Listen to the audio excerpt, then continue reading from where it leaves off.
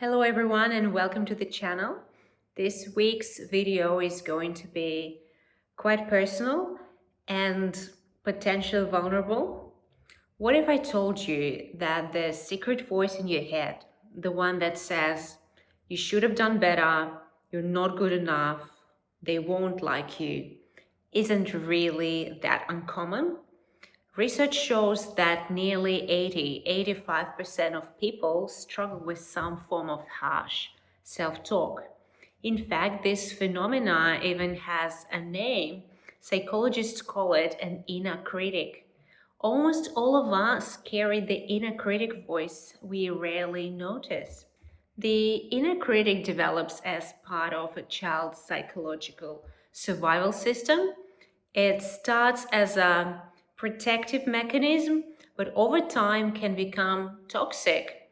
When this inner critic oversteps, it becomes a hidden voice that is driving you to overachieve with anxiety in tow.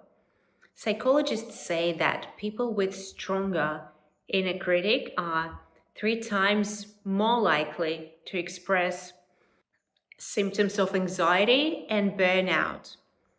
I'm not sure if it's 3 times or more or less, but I'm positive that when my inner critic became a lot more flattering, I became many times happier. Anyways, if this sounds familiar, listen in because we are going to discuss how to harness the inner critic's power and turn it into a powerful ally and mentor.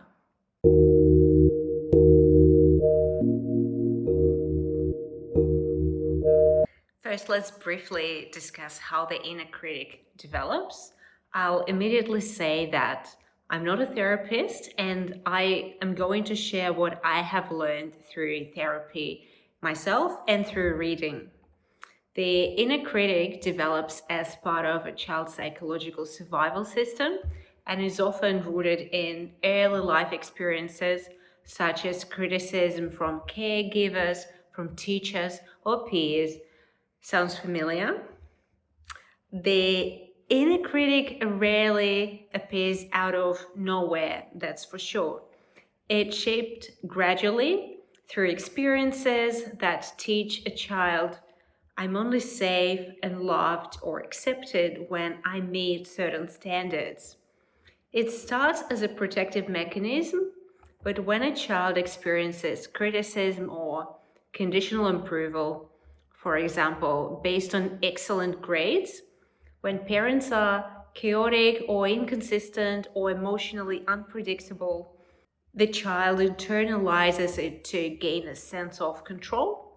The mind learns if I criticize myself before others do, maybe then I can prevent rejection or failure. The voice then becomes an internal regulator meant to keep us safe, acceptable, and prepared. Also, a person can develop a harsh inner critic as an adult. The modern corporate world is achievement-based, where worth is measured in productivity. I work in management consulting, so I know this quite well firsthand. And modern society and work culture glorifies constant output. You're praised for being driven, hardworking, always on. This makes rest feel like laziness. And over time, you need achievement to feel adequate, not outstanding. This creates adults who check emails at midnight and feel guilty if they slow down. So in summary, the inner critic forms from early survival adaptations, not because you're weak, but because you once needed it. Over time, it can become overzealous as a guard dog that barks at every sign of vulnerability. So then the question is the inner critic harmful? The inner critic presents differently in different people based on their upbringing and individual journey. So their voice harshness level may range significantly. When it is significant, then it leads to chronic stress, anxiety, burnout, and perfectionism. This doesn't sound healthy at all to me. It creates all or nothing thinking. If it's not perfect, it's worthless. Personally, I had my inner critic for years, and I knew that I had this harsh voice in my head, but I thought it was my voice. Once I started therapy, my psychologist brought this to my awareness. So, for example, when I shared some of my thoughts with her, she would point out how harsh some of my thoughts were. She would ask, "Do you know that this is not a correct representation of you? Would you say something like this to a friend?" And I knew that I wouldn't. So then, how do we harness the inner critic? The inner critic thrives in automatic, unconscious loops. So, awareness is everything. Once you see it, you start to weaken its grip. I'm going to share 6 steps to work with the inner critic to transform it into an ally. First of all, you need to catch the tone. The first sign of the inner critic isn't the words, it's the tone. It's sharp, cold, and absolute. It says words like always, never, should, you again. For example, if you spill coffee and immediately think, "You idiot, how could you?" Pause right there. Would you say this to a friend? Absolutely not. You would have laughed and given them a hand towel. Then the tone is the critic's tone. Second step is name it out loud. Once you hear it, say, by the way, silently in your head is also enough. It doesn't need to be aloud. Say, "Oh, that's my inner critic." Name it shifts you from identification with the message to observation. Now it's a voice, not your voice, not the voice of truth. The third step is ask, whose voice is this? Often you'll recognize a familiar tone, maybe a parent, a teacher, or your old boss. And this question activates your adult brain instead of a frightened child brain. You remember that you don't have to obey that voice anymore. So here is important to bring up the concept of core beliefs.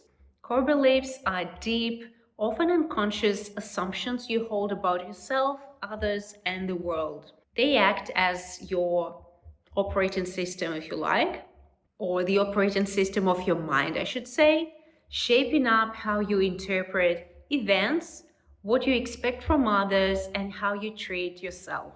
These core beliefs are formed early in life, usually through repeated emotional experiences, not through logic. Think of the inner critic as the voice of those core beliefs. It's like a spokesperson for your deepest assumptions. If your core beliefs are positive, then your critic is going to be much more friendly. If your core beliefs, "I'm not worthy if I'm not perfect," your inner critic will constantly whisper, "You could have done better, don't relax yet, you're sleeping, fix it before anyone else notices." If your core belief is, "I'm not lovable," then the critic might say something like, "Don't bother dating, you'll just get hurt again." Something along those lines. So the critic enforces the belief. It tries to protect you from the pain of violating the belief, even if this protection keeps you small and anxious. Additionally, sometimes the inner critic voice leaves the borders of your heads and gets outside.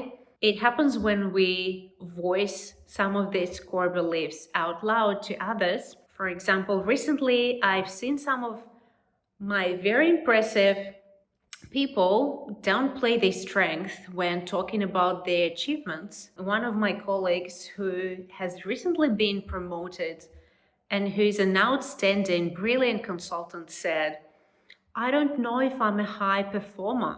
And a friend who just ran a half marathon said to me, "I'm generally so weak, I had such a bad result in this half marathon." And they don't notice this, and they don't do it out of false modesty. That's just their inner critic voice translating their core beliefs about themselves, incorrect core beliefs. So again, I want to highlight that I'm not a psychologist and have learned this in therapy, but I'm also going to share what I have learned about how to deal with this all, which brings me to step 4, intercepting with curiosity. So before you accept the message that this voice is trying to translate into your mind, question it. What is this voice trying to protect me from? The other good thing is asking, is this true?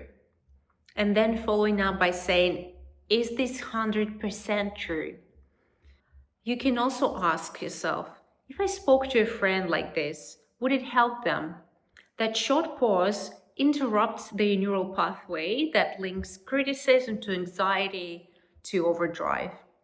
Asking yourself if it's true works as gathering counter evidence, and this is super important. Once you have collected enough evidence to counter the incorrect core belief you hear from the inner critic, this belief is replaced with a realistic, compassionate version. And that brings me to step 5, replacing the critic with a coach. This obviously takes a long time and some pretty hard work, as we need to rewire the brain and develop some new neural pathways. But the idea is to transform harsh statements into helpful guidance. So I'll just go with some examples. If your inner critic says, "You failed again," think about, is this 100% true? Do I always fail? There will obviously be some examples when you have not failed. And so you'll be like, oh, that didn't work. It's not always, or again, this didn't work. What can I learn from it? What can I do differently next time? And there is even an exercise to help with this if this particular thought is common for you. It's a preventative technique that is very useful. You can develop a habit to write down at the end of each day 3 things that you've done today that you would have done differently in the future. It's not a failure, but what would I have done differently if I had another go at this? And so this way you actually learn from it before you start criticizing yourself. Then if your inner critic says, "You're so behind," again, there might be some examples to counter evidence this. And you can say, "I've been through a lot. Let's start small today." Another one might be, "You're not good enough." Again, the counter claim is, "I'm growing. Progress counts more than perfection." And when repeated, these reframed responses create new neural associations, self-correction without self-punishment. I can tell you from my personal experience, this works. I've been doing this for a few months now and hear my inner coach way more often than the critic, though the critic does still come through at times.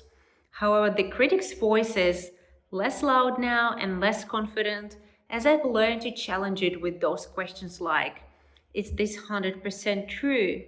Over time, the critic just lost credibility in my head.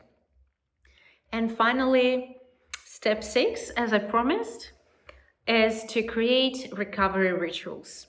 So once you notice a self-critical episode, let's call it that way, you need to pause and breathe. Gently place a head on your chest. This activates the vagus nerve and calms the body. And then say to yourself, "I see what's happening. I'm safe now. I can be kind to myself and still grow." With practice, the critic loses its authority and transforms into an inner guide. The inner critic doesn't fully disappear, but you can teach it to do a new job. Instead of a punisher, it can become a mentor.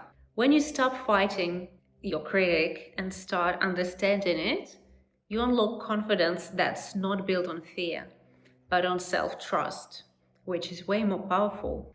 You have all the reasons to trust yourself because I'm sure you have been through a lot, you've grown through a lot, and never ever let yourself down.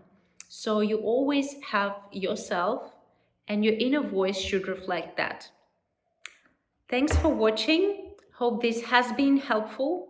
See you in the next one.